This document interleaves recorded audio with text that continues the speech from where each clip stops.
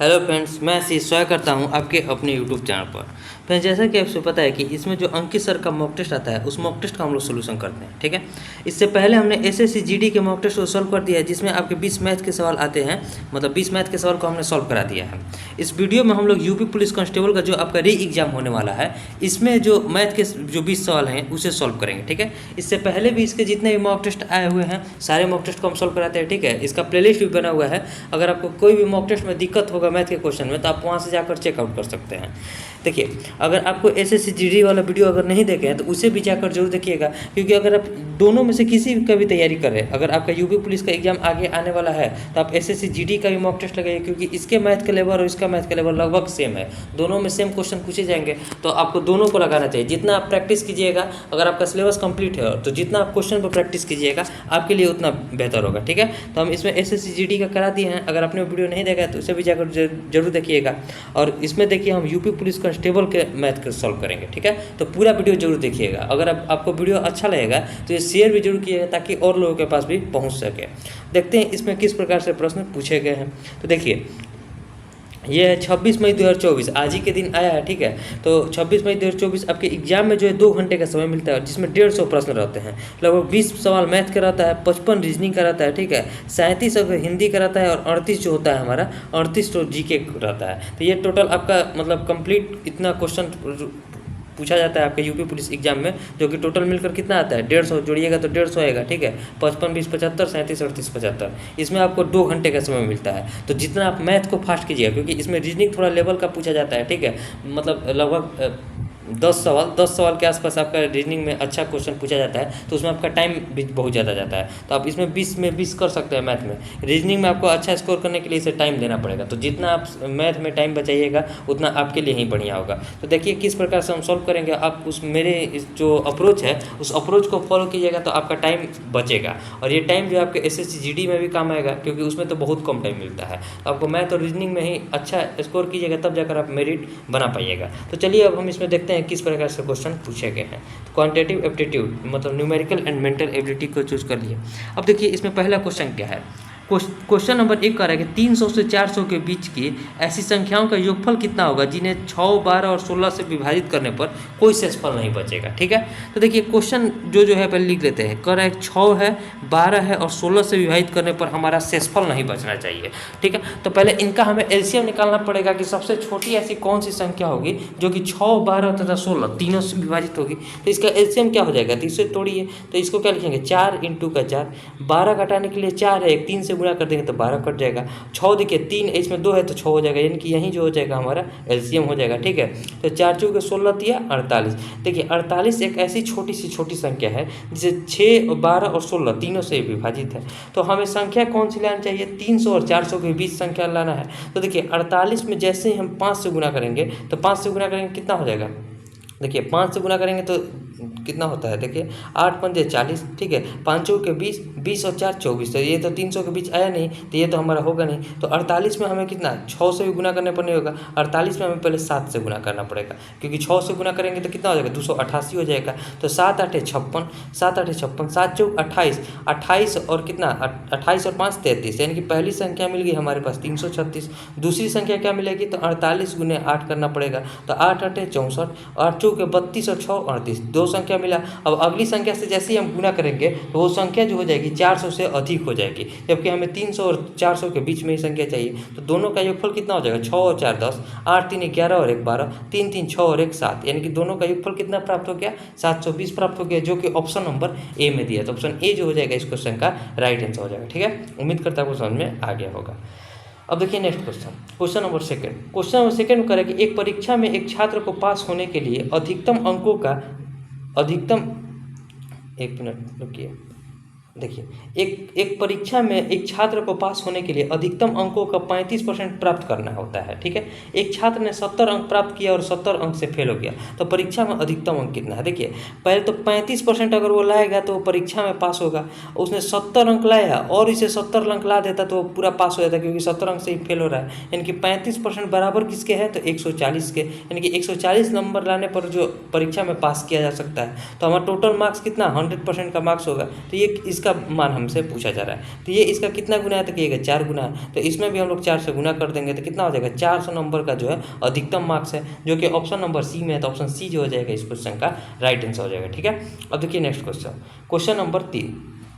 Question number 3 में कह रहा है कि सुनीता ने एक पंखा अंकित मूल्य पर 10% की छूट पर खरीदा। यदि उसने उसे 15% की छूट पर खरीदा होता तो उसे 400 रुपये की बचत होती। तो पंखे का अंकित मूल्य क्या है, देखिए उसने पहले 10% पर खरीदा है, ठीक है। अगर वो 15% पर खरीदती तो उसे 400 रुपये का बचत होता है, यानी कि कितना 5% और अधिक छूट उसे मिलता तो रुपया में कितना बचता है, 400 रुपये बचता। तो हमसे पंखे का अंकित मूल्य यानी कि 100% का मान जो है पूछा जा रहा है। तो ये इसका कितना गुना है, तो कहिएगा 20 गुना है। तो बस इसमें भी 20 से गुना कर दीजिए, वो हो जाएगा पंखे का अंकित मूल्य 4 दूनी का 8, 8 पर 3 जोड़े यानी कि 8000 रुपये जो हो जाएगा पंखे का अंकित मूल्य हो जाएगा, जो कि ऑप्शन नंबर सी में दिया है। तो ऑप्शन सी जो हो जाएगा इस क्वेश्चन का राइट आंसर हो जाएगा। ठीक है, अब देखिए next question, question number 4। Question number 4 है कि पिता और पुत्र की आयु का अनुपात 7:2 है। 5 साल पहले उनकी उम्र का गुणनफल 150 था। तो पिता की उम्र क्या थी, देखिए एक सन है और एक क्या है उसका, सॉरी सन पहले नहीं है, पहले फादर है उसके बाद सन है। तो पहले फादर है उसके बाद सन है, दोनों का रेशियो कितना दिया है, 7:2 दिया है। अब देखिए 5 साल पहले उनकी उम्र का गुणनफल 150 था। तो पहले तो पिता की उम्र हमसे क्वेश्चन में पूछा जा रहा है। तो पिता की उम्र के लिए संख्या जो है 7 से कटनी चाहिए, क्योंकि अनुपात में दिया है। तो 7 से देखिए ऑप्शन नंबर ए 30 नहीं कट पाएगा, 45 नहीं कट पाएगा, 35 कट सकता है। और ऑप्शन नंबर डी में दिया क्या है, ऑप्शन डी में दिया है 40, 40 भी नहीं कटेगा 7 से। तो एक ही ऑप्शन बचा है ऑप्शन सी। तो ऑप्शन सी जो हो जाएगा राइट आंसर हो जाएगा। तो इस तरह आपको ऑप्शन पे भी देखते रहना है। यहाँ एक ही ऑप्शन था तो आप बस टिक किए आगे बढ़िए, वरना फिर आप इसे सॉल्व करने में थोड़ा टाइम लगा सकते थे। ठीक है, अब देखिए जैसे ये क्वेश्चन है, क्वेश्चन नंबर 5। क्वेश्चन नंबर 5 में कह रहा है कि 1200 मीटर की रेस में राम श्याम को 200 मीटर या 20 सेकंड से हरा सकता है। तो राम की चाल क्या होनी चाहिए, देखिए एक है राम और एक है श्याम। राम अगर जितना देर में 1200 मीटर चल रहा है उतना देर में श्याम जो है कितना 200 मीटर से हरा रहा है, यानी कि श्याम कितना चल पा रहा है, तो मात्र कहिएगा 1000 मीटर ही चल पा रहा है। ठीक है, और देखिए तो यहाँ देखिए जो डिस्टेंस का रेशियो है, जो डिस्टेंस का रेशियो है सेम वही स्पीड का भी रेशियो हो जाएगा, स्पीड का रेशियो हो जाएगा ना। यानी कि देखिए 2 0 से 2 0 कट गया, यहाँ कितना हो जाएगा 5, सॉरी यहाँ हो जाएगा 6, यहाँ हो जाएगा 6 और यहाँ हो जाएगा 5, 6:5 का अनुपात हो गया।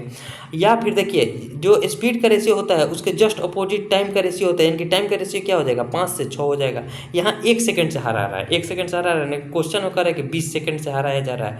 तो देखिए राम कितना समय लेगा, तो 5 का स्पीड ले रहा था, यानी कि राम समय लेगा 100 सेकंड का, 100 सेकंड का लेगा ना। अब हमें बताना है कि राम की स्पीड क्या है, राम की स्पीड क्या है। राम 1200 मीटर चल रहा है जिसमें उसने समय कितना लिया 100 सेकंड का, तो 100 सेकंड यानी कि डिस्टेंस अपॉन टाइम बराबर स्पीड होता है। तो 2 0 से 2 0 कट गया, तो 12 मीटर पर सेकंड का जो है राम का स्पीड यानी कि राम का चाल है, जो कि ऑप्शन नंबर डी में दिया। तो ऑप्शन डी जो हो जाएगा इस क्वेश्चन का राइट आंसर हो जाएगा। ठीक है, अब देखिए next question, question number 6। Question number 6 में कह रहा है कि एक धनराशि साधारण ब्याज पर होने वाली योजना में निवेश करने पर 4 वर्ष में 3 गुनी हो जाती है। तो वो 21 गुनी कितने वर्ष में हो जाएगी, देखिए समझिए। कोई धनराशि है और वो अमाउंट है, मान लीजिए अगर धनराशि 1 रुपया है तो वो कितना रुपया हो गए, 3 रुपया हो गए, 3 गुना हो गई। तो कह रहा है कि कितने वर्ष में वो 21 गुना हो जाएगी, यानी कि 1 रुपया जो है कितना वर्ष में 21 गुना हो जाएगा। ठीक है, यहाँ कितना रुपया बढ़ा है 2 रुपया, कितना वर्ष लगा है 2 रुपया बढ़ने में, तो कहिएगा 4 वर्ष का टाइम लग रहा है। ठीक है, 4 वर्ष का समय लग रहा है। तो यहाँ कितना रुपया बढ़ रहा है 20 रुपया, तो 20 रुपया जब बढ़ रहा है तो ये देखिए 2 का 20 कितना गुना है, तो कहिएगा 10 गुना है। तो टाइम कितना लगेगा, तो टाइम में भी हम 10 से गुना कर देंगे, यानी कि 40 ईयर्स का जो है समय लगेगा। 40 ईयर्स में कोई राशि अपनी राशि का 21 गुना हो जाएगी। तो ऑप्शन नंबर किस में दिया है, तो ऑप्शन नंबर सी में दिया है। उम्मीद करता है आपको समझ में आ गया होगा। ठीक है, तो ऑप्शन सी जो हो जाएगा इस क्वेश्चन का राइट आंसर हो जाएगा। अब देखिए नेक्स्ट क्वेश्चन, क्वेश्चन कह रहा है कि यदि एक गोले की त्रिज्या 10% बढ़ जाती है तो गोले के पृष्ठ क्षेत्रफल में क्या परिवर्तन होगा। तो पहले गोले का पृष्ठ क्षेत्रफल कितना होता है, तो कहिएगा 4πr² होता है, यानी कि r² होता है। तो हमें त्रिज्या का जो है सक्सेसिव लगाना पड़ेगा। तो 10% बढ़ रही है, यानी कि 10 + का 10 और प्लस का 10 × 10 बटे में 100 हो जाएगा। ठीक है, ये सक्सेसिव हो गया, a + b + ab/100। ठीक है, 2 0 से 2 0 कट गया, 10 और 10 को जोड़ेंगे तो 20% और प्लस 1 में 1 से गुना करेंगे तो 1, तो कितना हो गया 21% का जो है वृद्धि हो जाएगा। तो 21% किस ऑप्शन में दिया है, तो कहेगा ऑप्शन नंबर सी में दिया है। तो इस क्वेश्चन का राइट आंसर हो जाएगा हमारा ऑप्शन नंबर सी। उम्मीद करता है वो समझ में आ गया होगा। अब देखिए next question, question number 8। Question number 8 में क्या कह रहा है, क्वेश्चन में कह रहा है, पहले क्वेश्चन को ध्यान से पढ़िए। क्वेश्चन में कह रहा है कि प्राथमिक, मिडिल, माध्यमिक और उच्चतर माध्यमिक कक्षाओं के छात्रों ने राहत कोष के लिए चंदा एकत्र किया। ठीक है, जैसा कि पाई चार्ट में दर्शाया गया है। यदि मिडिल कक्षाओं में एकत्र किया गया चंदा 6750 रुपया था, तो माध्यमिक कक्षाओं की तुलना में मिडिल कक्षाओं द्वारा कितना अधिक धन एकत्रित किया गया। यहाँ अगर आप देखिएगा तो माध्यमिक में है 27% और मिडिल में है 30%। ठीक है, तो ये देखिए कह रहा है कि हमारे पास मिडिल कक्षाओं का एकत्र किया गया चंदा है, यानी कि 30% का मान दिया है कि कितना 6750 रुपया।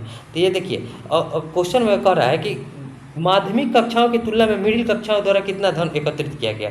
तो देखिए माध्यमिक कक्षा में किया गया है 27% और मिडिल कक्षा में किया गया है 30%। तो कितना अधिक किया गया है, तो कहेगा 3% अधिक किया गया है। तो 3% का मान हमसे पूछा जा रहा है रुपया में। ये इसका कितना गुना है, तो कहिएगा भागा 10 करने पर यह प्राप्त हो जा रहा है। तो इसमें भी हम लोग भागा 10 कर देंगे, तो कितना हो जाएगा 675 रुपया जो है अधिक खर्च किया, अधिक धन एकत्रित किया जा रहा है। यानी कि 675 किस में है, तो ऑप्शन नंबर डी में है। तो ऑप्शन डी जो हो जाएगा इस क्वेश्चन का राइट आंसर हो जाएगा। ठीक है, अब देखिए next question, question number 9। Question number 9 में कह रहा है कि ए और बी एक काम करने की दर, ए और बी के काम करने की दर 2:3 के अनुपात में है, तो उनके द्वारा काम पूरा करने के लिए कितने दिन हो। देखिए इसमें क्वेश्चन में छोटा सा क्वेश्चन लेकिन कंसेप्ट बहुत बढ़िया है, समझिए। ए और बी उनका एफिशिएंसी का रेशियो कितना दिया है, तो कहिएगा 2:3। अगर हमसे टाइम का रेशियो यानी कि दिन का रेशियो पूछ रहा है, तो बस एफिशिएंसी के जस्ट उल्टा टाइम का रेशियो हो जाता है, यानी कि टाइम का दिन का रेशियो क्या हो जाएगा 3:2 हो जाएगा। इस बात को आप ध्यान में रखिएगा, यानी कि एफिशिएंसी जो होता है, एफिशिएंसी जो है टाइम के इन्वर्सली प्रोपोर्शनल होता है। ठीक है, मतलब व्युत्क्रमानुपाती होता है। ठीक है, उम्मीद करता है आपको समझ में आ गया होगा। तो 3:2 जो हो जाएगा इस क्वेश्चन का राइट आंसर हो जाएगा। अब देखिए next question, question number 10। Question number 10 में कह रहा है कि किसी वस्तु का अंकित मूल्य 300 रुपया है। ठीक है, 20%, X% और 5% के 3 क्रमागत छूट देने के बाद इस वस्तु को 177 रुपये 84 पैसा में बेचा जाता है। तो X का मान हमें बताना है। देखिए क्वेश्चन में कह रहा है किसी वस्तु का अंकित मूल्य कितना है 300 रुपया है। पहले उस पर 20% का छूट दिया गया, यानी कि 80% पर बेचा गया होगा। फिर उस पर अभी X% को भूल जाइए, फिर उस पर 5% का छूट दिया जा रहा है, यानी कि 95% पर बेचा जा रहा है। तो कितना रुपया में एक्चुअल में बेचा जाएगा, तो 2 जीरो से 2 जीरो कट गया, 1 जीरो से 1 जीरो कटाएंगे, 5 से कटाएंगे तो 2 और 5 से इसको कटाएंगे तो 19 हो जाएगा, और 2 से इसको कटा देंगे कितना हो जाएगा 4 हो जाएगा।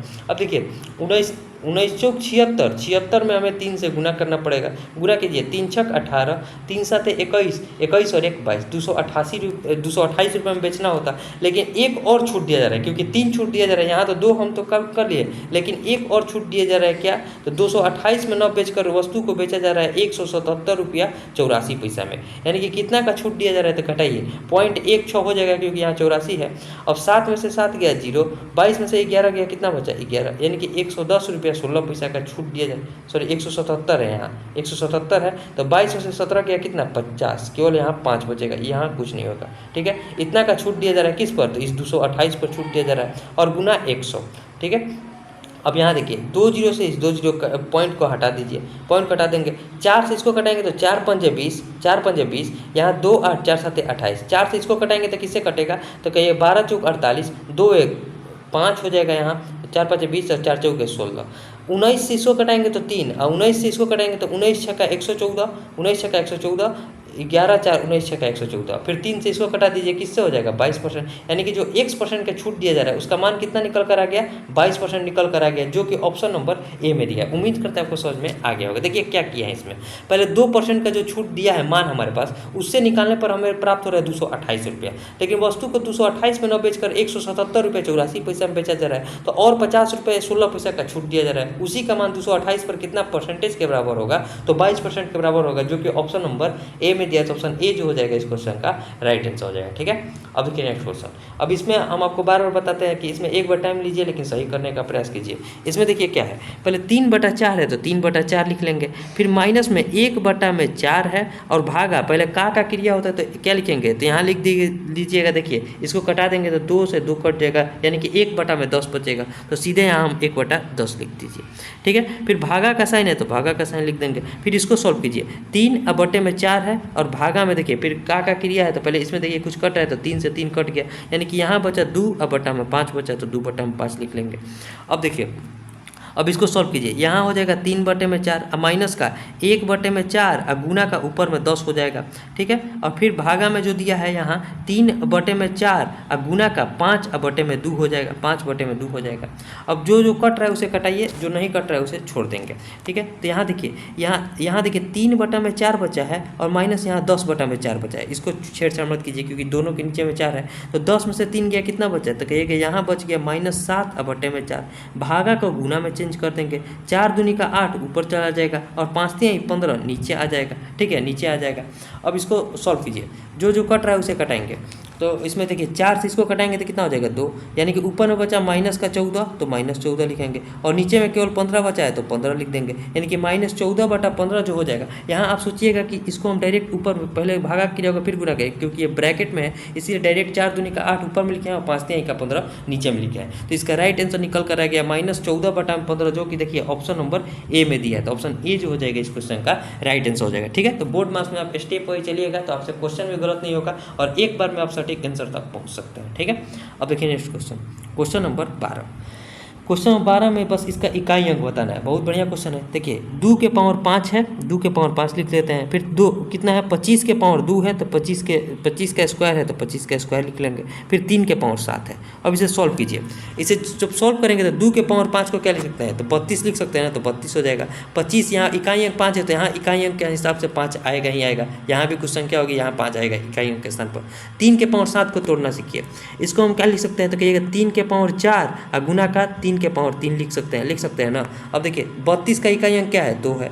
5 है यहाँ इकाई अंक है तो 5 लिखेंगे। और यहाँ देखिए इसका इकाई अंक होता है 1 और इसका हो जाएगा 7, यानी कि यहाँ जो इकाई अंक निकल कर आएगा हमारे पास 7 निकल कर आएगा। तो 7 पंजे 35, 35 दूनी का 70, तो 70 में इकाई अंक क्या है, 0 है। तो इस सबका इकाई अंक यूनिट डिजिट के हिसाब से हमारा ऑप्शन सी जो हो जाएगा इस क्वेश्चन का राइट आंसर हो जाएगा, ठीक है। उम्मीद करता है क्वेश्चन में आ गया होगा। अब देखिए नेक्स्ट क्वेश्चन नंबर 13। इसमें कह रहा है कि 216 के विषम भाजकों का योग कितना है। देखिए समझिए 216 है, इसके विषम भाजक का योग कितना है। तो देखिए इसे या तो तोड़ सकते हैं, इस देखिए तोड़िए, इसको पहले तोड़ेंगे तो क्या लिखेंगे, तो 2 से इसको कटाएंगे तो 108 हो जाएगा। फिर 2 से इसको कटाएंगे तो कितना हो जाएगा, 54 दूनी 108 होता है तो 2 हो जाएगा। फिर 2 से इसको कटाएंगे तो 27 हो जाएगा और 27 को फिर 3 से कटाएंगे तो 3 हो जाएगा और ये इसको 3 से कटाएंगे, 27 से 3 को कटाएंगे तो 9 हो जाएगा। यहाँ 3 हो जाएगा और यहाँ 3 से कटाएंगे तो 1 हो जाएगा। यानी कि 216 तोड़ने पर क्या प्राप्त हुआ, 2 के पावर 3 और गुना का 3 के पावर 3 प्राप्त हो गया। हमसे विषम भाजकों की संख्या पूछ रहा है, यानी कि 3 के पावर 3 वाला विषम भाज इसमें क्या है, 3 है तो 3 वाला मान हमें पूछ रहा है। तो इसको देखिए कैसे लिखेंगे, तो 3 के पावर 3 पहले लिख लेंगे, ठीक है। 3 के पावर 3 पहले लिखेंगे, फिर इसे 1 तोड़ेंगे तो 3 के पावर 2 हो जाएगा। फिर छोटा करेंगे तो 3 के पावर 1 हो जाएगा। फिर छोटा करेंगे तो 3 के पावर 0 हो जाएगा। कैसे हो जाएगा, देखिए जो संख्या 27 से कट रही है वो संख्या 9 से भी कट सकती है, 3 से भी कटेगी और 1 से भी कटेगी। तो अब देखिए यहाँ क्या हो जाएगा, 27 प्लस का 3 का स्क्वायर 9 प्लस 3 प्लस का 3 के किसी भी संख्या के पावर अगर 0 है तो उसका मान 1 निकल कर आता है। सबको जोड़िए, 27 और 9, 27 9 36, 36 और 9 39, 39 और 1 40। यहाँ जो विषम भाजकों की संख्या निकल कर आया हमारे पास 40 निकल कर आया, जो कि ऑप्शन नंबर बी में दिया है। उम्मीद करता है आपको समझ में आ गया होगा। तो ऑप्शन बी जो हो जाएगा इस क्वेश्चन का राइट आंसर हो जाएगा, ठीक है। अब देखिए next question number 14। Question number 14 में करें कि यदि दूध का मूल्य 60 रुपये प्रति केजी से बढ़कर 70 रुपये प्रति केजी हो जाता है तो एक व्यक्ति को दूध की खपत में कितने % की कमी कर देनी चाहिए। यानी कि दूध का मूल्य अगर 60 रुपये से बढ़कर 70 रुपया हो गया तो उसे कमी कितना करना पड़ेगा, तो 10 का कमी करना पड़ेगा, क्योंकि दूध का कैसे रुपये केजी हो गया, 70 रुपये, तो 70 पर और गुना 100 % हमें बताना है। 0 से 0 कट गया, पॉइंट में आंसर आएगा। तो 7 एकम 7, 3 0 7 चौक 28, 14 समथिंग आंसर हो जाएगा। तो इसको जब सॉल्व कीजिएगा तो 14.28% जो हो जाएगा इस क्वेश्चन का राइट आंसर हो जाएगा, जो कि ऑप्शन नंबर बी में है, ठीक है। तो आपको ऑप्शन बी देखते हुए चलना है। अब देखिए next question number 15। Question number 15 में कह रहा है कि 75 अंकों का औसत 45 है, पहले 50 अंकों का औसत 42 है और अंतिम 26 अंकों का औसत 52 है। तो 50वां अंक ज्ञात करना है। देखिए 75 अंक का औसत दिया है कितना हमारे पास, तो कहिएगा 45 दिया है। पहले 50 अंक का औसत कितना दिया हुआ है, पहले 50 अंक का औसत है 42 और अंतिम 26 अंक का औसत कितना है, 52 है। देखिए 50 और 26 को जोड़ेंगे तो 76 होता है, इससे एक अधिक है, यानी कि जो संख्या है वो दोनों में कॉमन है। उसी कॉमन संख्या का हमें औसत बताना है, यानी कि 50वां अंक ज्ञात करना है, ठीक है। तो देखिए यहाँ देखिए 42 है, जो 50वां अंक होगा वो अपना एवरेज तो लेकर ही आएगा यानी कि 45 तो लेकर आएगा ही आएगा। लेकिन पता चलता है 45 में पता चलता है कि 50 लोग जो है कितना कम लेकर आए हैं, तो कहिएगा 3 जो है औसत में कम ही करके आए हैं, 3 कम लेकर आए हैं, यानी कि 50 लोग लेकर आए हैं। और फिर पता चलता है कि जो 26 लोग हैं वो 7 एक्स्ट्रा लेकर आए हैं। कितने लोग? 26 लोग, यानी कि इतना जो है ये एवरेज हमें मेंटेन करना पड़ेगा। उसे 45 तो लाना ही पड़ेगा, बाकी का जो भी औसत है उसे भी उसे मेंटेन रखना होगा, ठीक है, क्योंकि औसत हमें बराबर रखना है। तो 45 प्लस का 50 दिया कितना होता है? 150, तो 150 लिख देंगे। और 26 साथ कितना हो जाएगा? तो 7 छंग 42 और 7 दूनी का 14, 14 और 4 कितना होता है? 18, 182 हो जाएगा। तो 45 प्लस 182 में से 50 घटेगा तो कितना बचेगा? तो कहिएगा 32 बचेगा। अब इसको जोड़ दीजिए, 5 और 2 7, 4 और 3 7, यानी कि 50वां अंक का मान कितना है? 77। 77 किस ऑप्शन में? तो ऑप्शन नंबर बी में है। तो ऑप्शन बी जो हो जाएगा इस क्वेश्चन का राइट आंसर हो जाएगा, ठीक है। उम्मीद करता हूँ समझ में आ गया होगा। अब देखिए नेक्स्ट क्वेश्चन नंबर 16।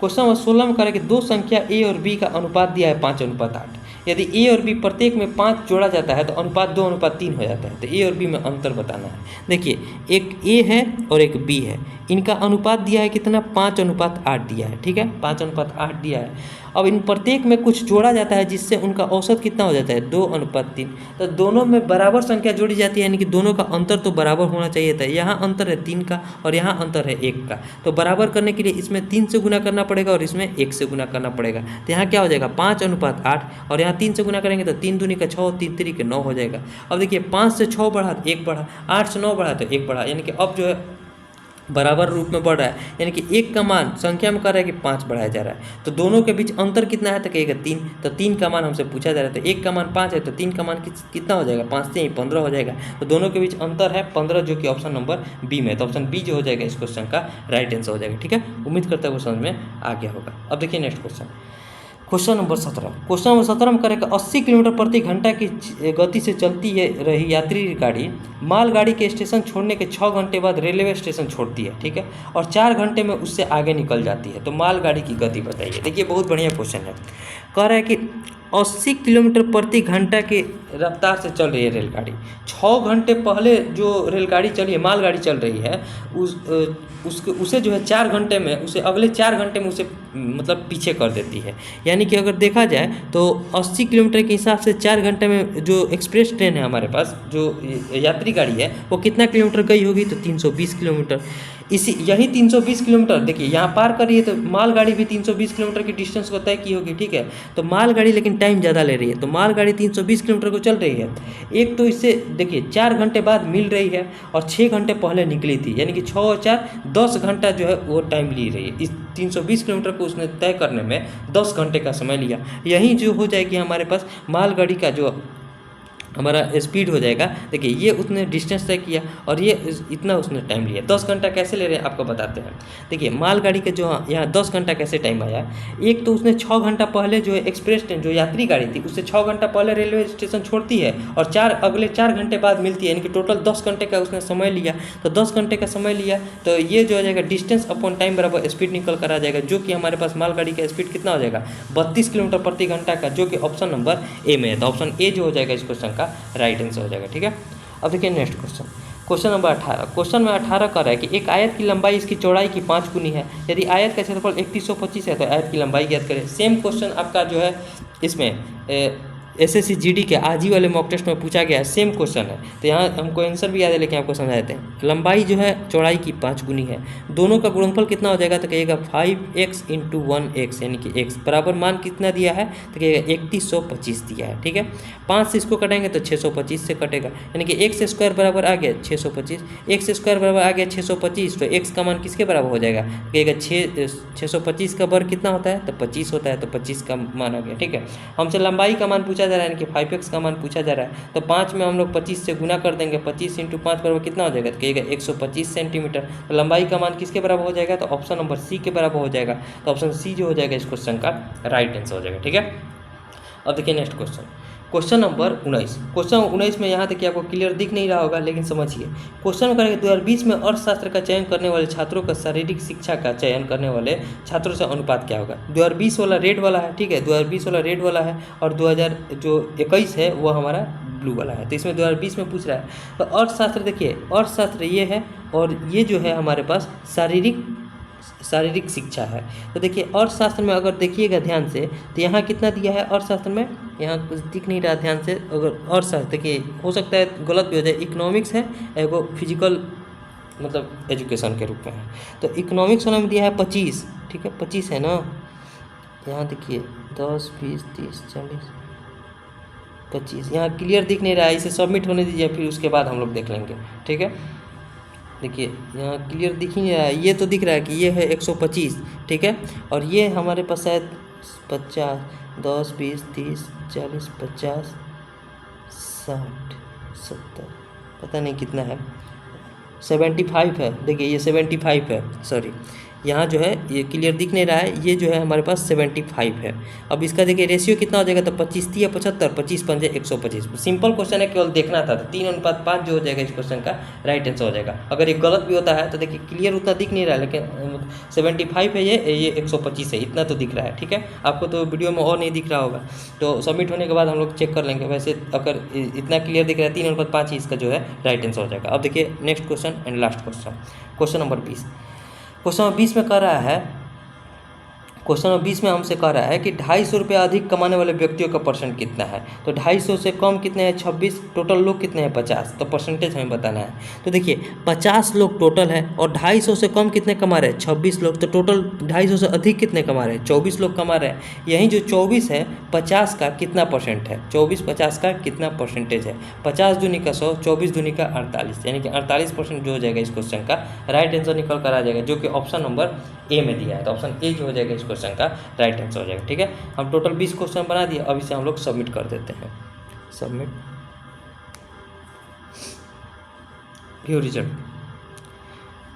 यहाँ देखिए 20 क्वेश्चन, वो क्वेश्चन सही था, डीआई वाला क्लियर दिख रहा था। 20 क्वेश्चन बना है, 20 का 20 करेक्ट है। यहाँ अभी तक 23,128 लोगों ने इस टेस्ट को दे दिया है, जिसमें रैंक है 20,794 केवल, क्योंकि हमने यहाँ केवल मैथ के क्वेश्चन को ही सॉल्व कराया है। और उम्मीद है कि आपको सारे क्वेश्चन जो है समझ में भी आए होंगे। किसी भी क्वेश्चन में अगर आपको डाउट होगा तो इसे कमेंट कीजिएगा, हम बताने का प्रयास करेंगे। अब मिलेंगे नेक्स्ट वीडियो में। एक बार और आपसे फिर से बता दें कि आरपीएफ कांस्टेबल का आप क्वेश्चन नंबर जो क्वेश्चन आपसे नहीं बन रहा है कमेंट कीजिएगा, और नहीं तो फिर कोशिश करेंगे कल जो है हम आपको पूरा ही सॉल्व करा दें, ठीक है। अब मिलेंगे नेक्स्ट वीडियो में, तब तक के लिए जय हिंद।